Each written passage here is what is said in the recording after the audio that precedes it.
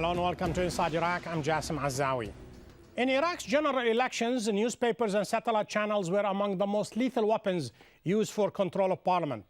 Most, if not all, paid no attention to objectivity, fairness, or common good.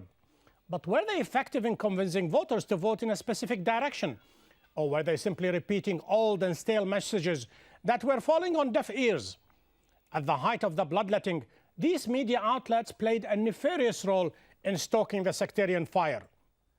Today, they are still accused of creating an environment of hatred and suspicion that will delay national reconciliation.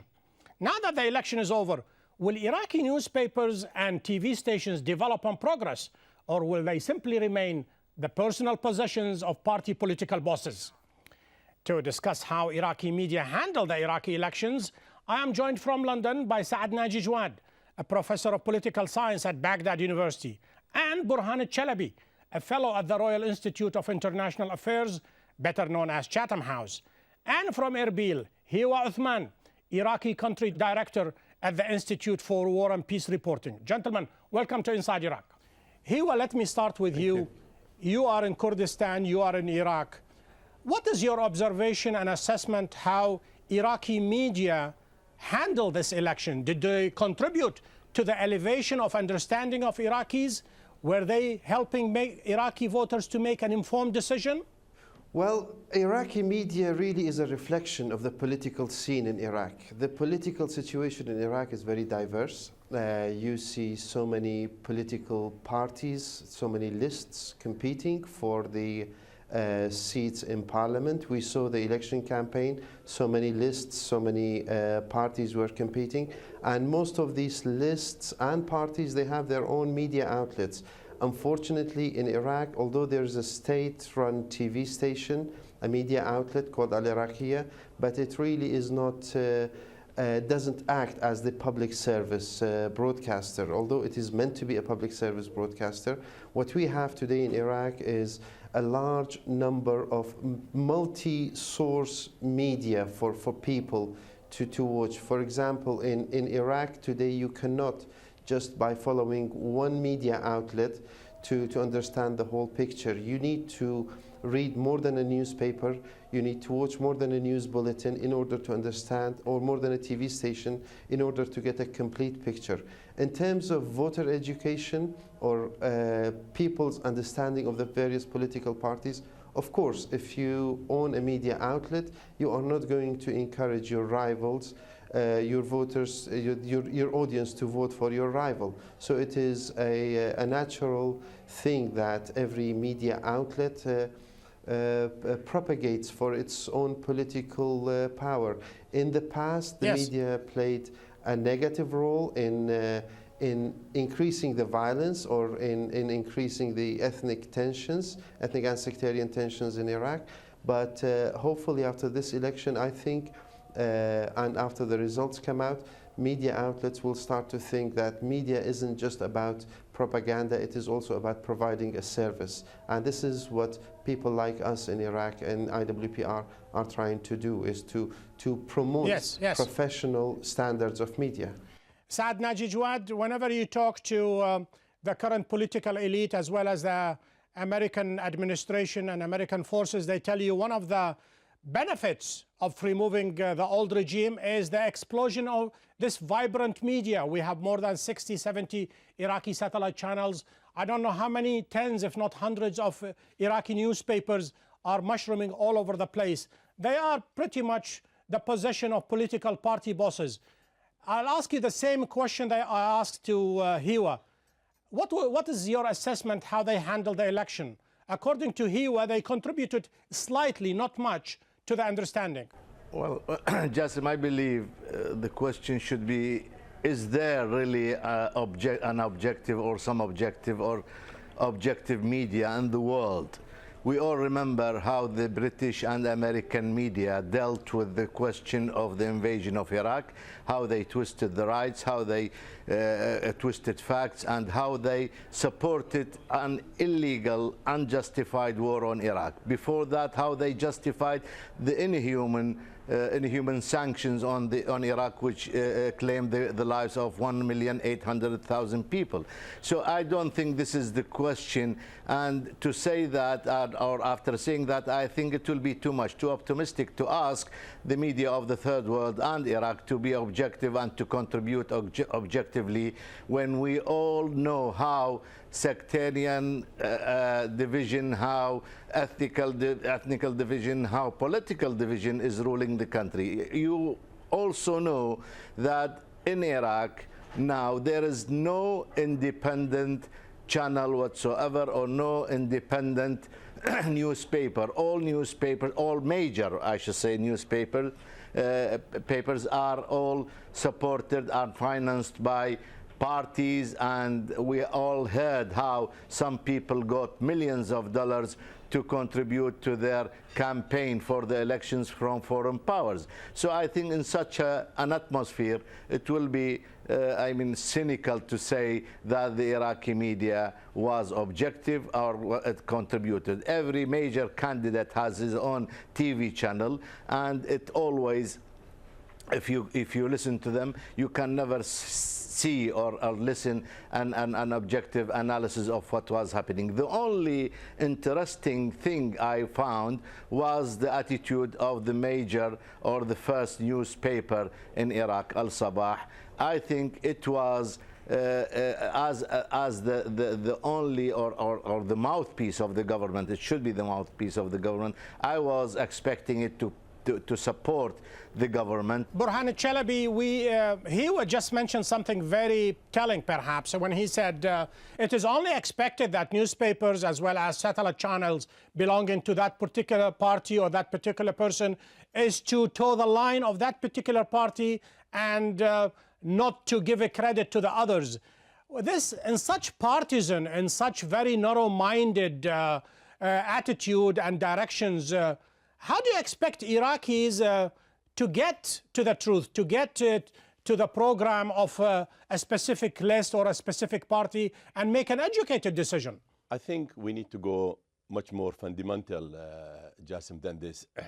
I take the view that the media and the journalists in Iraq are divided along the division within Iraq. And that is, you are either, they are in two camps, the minority camps, which is for the occupation, and the majority camps, which are against the occupation. Unfortunately, for the independent and patriotic journalists and media people, they haven't had the opportunity in order to discharge their duties because they have been labeled by the regime and with allegation that had made them targets to sectarian militias and to the regime itself. And it is a common fact, and it's been widely reported that more than 250 journalists have been assassinated and kidnapped and threatened. Therefore, those or the others have lost their job. So really, there isn't anybody now in Iraq who can, from the independent or patriotic journalist, who is in a position in order to discharge their duties by explaining to the Iraqis and to the outside world what is it like to be under the occupation.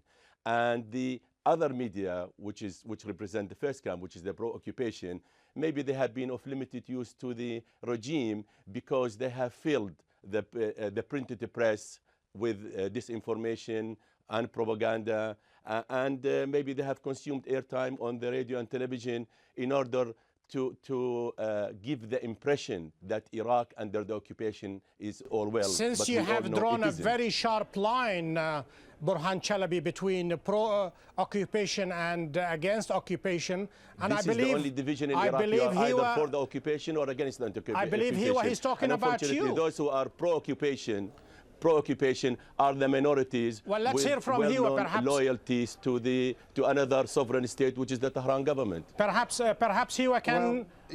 I find it rather simplistic to draw a line like this. To be honest, we have training offices and training centers in Baghdad, Erbil, Suleimania, the south, in Basra, in various areas. Dozens of journalists attend our trainings and they work with us on joint projects to produce, for example, these days as we speak. This is the project which is sponsored by the Foreign Office and financed by the Foreign Office, isn't it? We are nowadays providing, it's not in Kurdistan, it's based in Baghdad. It's an Iraqi operation. But there is the institute and like in Kurdistan, any other isn't it, NGO funded by various international donors. They are the same funders who are trying to rebuild what the dictatorship in Iraq has ruined. The dictatorship didn't just ruin buildings and cities, it ruined the human being in Iraq. You would say that, won't you, because you support the occupation, but you are expected to say that because you support the occupation. It's not a matter of supporting the occupation. So therefore, whatever you say has to be taken with a pinch of salt. It's very interesting that I hear you say that from London, because we in Baghdad, most of the issues that we face with the journalists, the issues that we report on, are issues of corruption, government politics, legislative process. It's all Iraqi issues. There are security issues, and there are issues that the journalists support. Let me get a comment from Saad Naji Jawad. Go ahead, Saad. Well, I think what both people are saying, or my friends, are very interesting. I think Mr. Chalabi is reflecting what the mood of the majority of the Iraqi people, and Mr. Hewa, I think, is reflecting the mood of some people who think that whatever is done now is worth trying, and whatever the Americans done by removing the old regime and changing everything is a positive thing that it's worth waiting for and trying. And they are both right. Unfortunately, the problem is that what the Americans are doing is not the right thing, and what they are supporting is not the right people. And what they have brought to Iraq after 7 years of direct and indirect war was total destruction and more killing and more sectarian division and so on. The problem, other problem, in my opinion, is the attitude of the Iraqi people.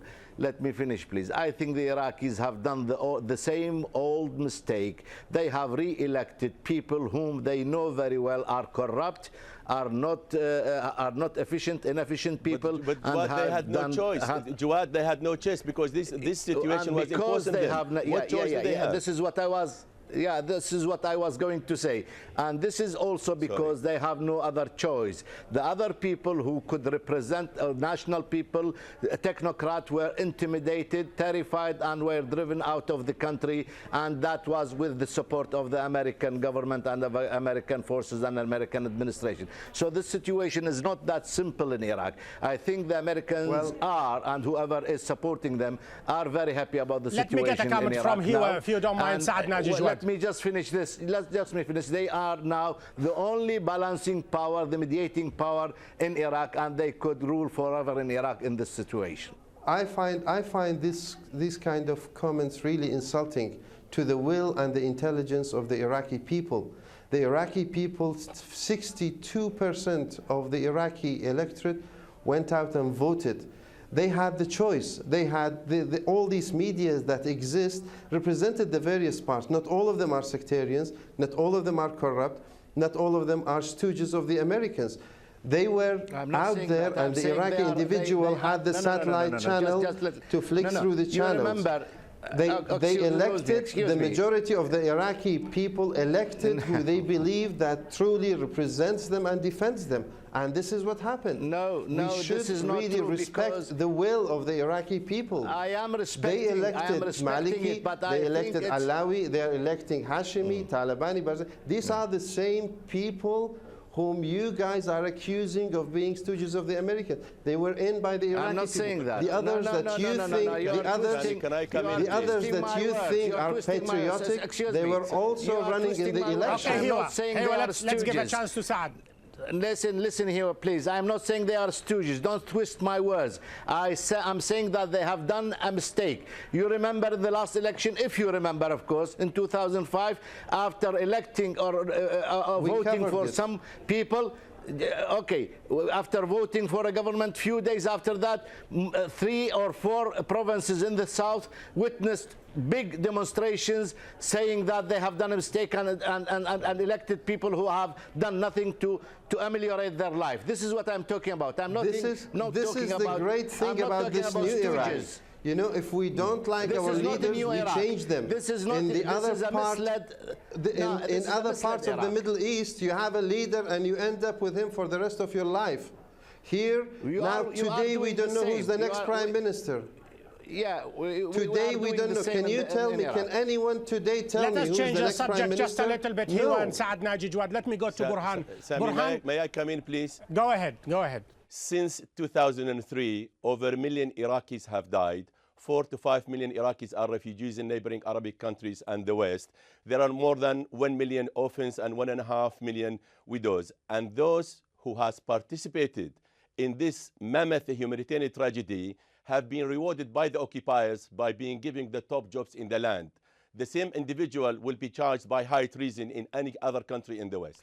Okay, until that happens, we never know what that is. Hold on, here, just a second. Yeah. Let's go back to the election, Saad Naji Jawad. This election has pretty much confounded everybody, many observers. You know, they until about 2 weeks ago, 3 weeks ago, they were thinking that al-Maliki is going to win and is going to win big. And now what we know, and perhaps the results are not all tallied, but it looks like Ayad Allawi might just edge al-Maliki.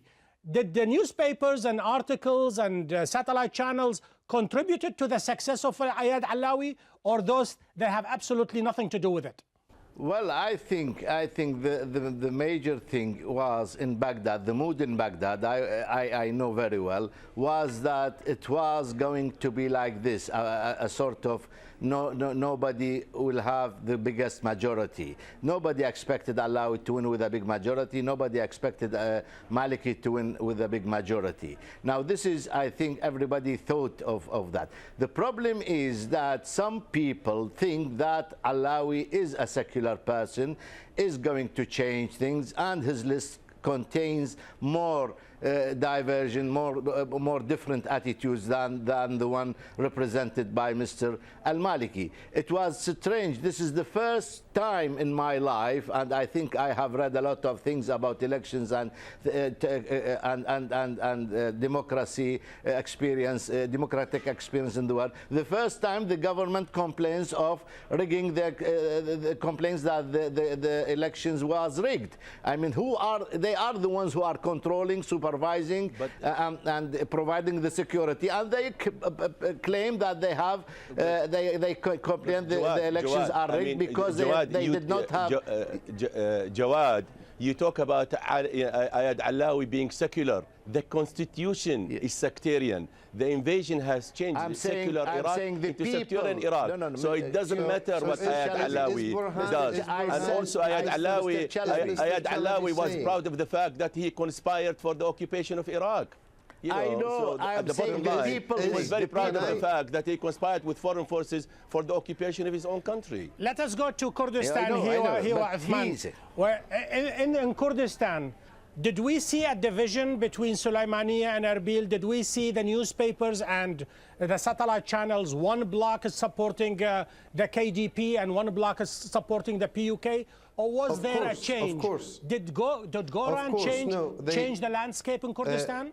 Goran was only present in Sulaymaniyah strongly, and in Kirkuk, in Erbil, they had a couple of seats, but they didn't change the mood completely in the region. But even with the KDP and PUK alliance, they were in one list together, and their media supported the candidates that belonged to their parties within the lists.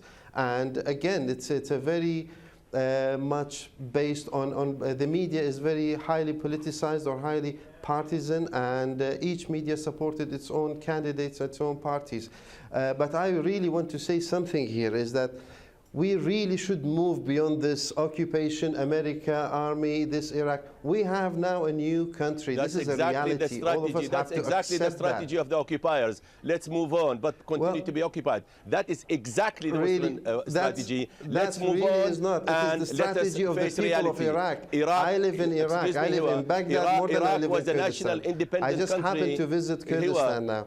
If you allow Iraq me was to a national speak, independent please, country, and that was the reality, and that was changed by the occupation. If you allow me to, so Saddam Hussein was better than today. Are you saying this, Mr. Chalabi? Are you telling us? Are you telling the people of Iraq that Saddam Hussein was better than what's happening today? Do not try and justify the occupation. This is an old story. It has served. What I'm asking you a very simple question. The old regime. I'm asking you a very simple question. Over 1 million Iraqis have died. There are 4.5 million, 5 million refugees, and today that argument is not going to be settled in a television program here on Burhan Chalabi. But the dividing line and the decisive. Hold on, hold on. The decisive issue here, it's the legality or the illegality of the war, and scholars all over the world, they have said this is an illegal war, and under international law, people like George Bush and people like Tony Blair, they should be hauled to The Hague and tried as war criminals. But in the last minute or two left to me, Saad Naji Jawad, back in 2006, hold on just a second. The killing of the Iraqi people, like I said, we are not going to should be given. Like we said, we are not going to settle this argument in this program. Hold on just a second. Hold on just a second. Hold on just a second. In the last minute or so left to me, Saad Naji Jawad, back in 2006, the current Prime Minister, Nouri al-Maliki, said, this entire Iraqi media is sectarian and is contributing to stoking the sectarian fire, and somebody should put a stop to it. That was back in 2006. From your observation, have things changed in Baghdad or Kurdistan or the rest of the country? Not at all. Nothing has changed in this direction. All the sectarian channels are still sectarian, providing people with wrong information and dividing the country, and they are increasing. Now in Baghdad you have channels which you never see outside, which are also giving the people or dividing the people and helping the people to be kept divided by these sectarian and ethnical division. Here, back in 2005, Iraqi media covered the election and there was a certain performance. How would you compare 2005 with 2010? Was there a remarkable improvement? I think there was. I mean, simply because the technology has advanced since then, and the commission itself publishes the election results as they come along. Voter education wasn't as good. But again, we are learning. I mean, this is a whole process, a new process for Iraqis. We moved from a country being a mass grave under the ground and a concentration camp above it into a country where we're having one election after the other, into writing a constitution, into getting the people to vote for all of that. This is a huge change that other countries in the world see with centuries or dozens of years.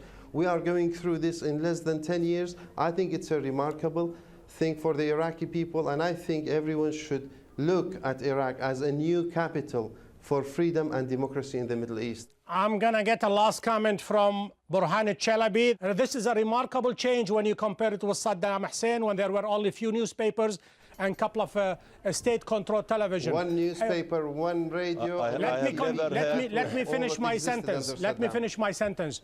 Do you look at it that way? Is this the only yardstick by which you measure it, or is this because the party political bosses and those sectarian-based parties are in control of such important media outlets?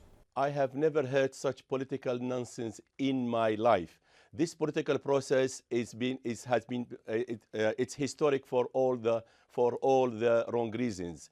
And unless and until the occupation is finished, this whole political process is nothing but a myth which is serving the interest of those who have participated and conspired for the occupation of Iraq. Nothing more. Burhan Chalabi, Hiwa Uthman, Saad Naji Jawad. Gentlemen, thank you for being guests on Inside Iraq. Thank you.